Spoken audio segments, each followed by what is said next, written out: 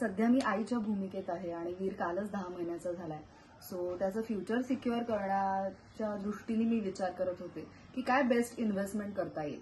आणि तेवढ्यात माझा फोन झाला माझ्या मित्राशी. तर त्यांचे एक मित्र आहेत सुयोग काळे म्हणून, जे गेल्या 20 वर्षापासून या फील्डमध्ये काम करतात आणि वेल्थ अचिव्हर्स ही त्यांची फर्म आहे. सो त्यांनी मला करेक्ट मार्गदर्शन केलं आणि वीरसाठी काय बेस्ट इन्व्हेस्टमेंट करता येतील त्याबद्दल त्यांनी सांगितलं. सो पालकांपुढे नेहमी प्रश्न असतो ना की मुलांचं शिक्षण कसं होईल, मग त्याला परदेशात पाठवायचं असेल तर त्यासाठी काय बेस्ट आपल्याला आत्तापासून प्लॅनिंग करता येईल, किंवा कर्जमुक्त शिक्षण कसं होईल. सध्या शिक्षण खूप महाग झालंय. सो तो सगळा विचार करता एक आई म्हणून मला असं वाटतं की त्याच्यासाठी आत्तापासून मी काहीतरी प्लॅनिंग केलं पाहिजे.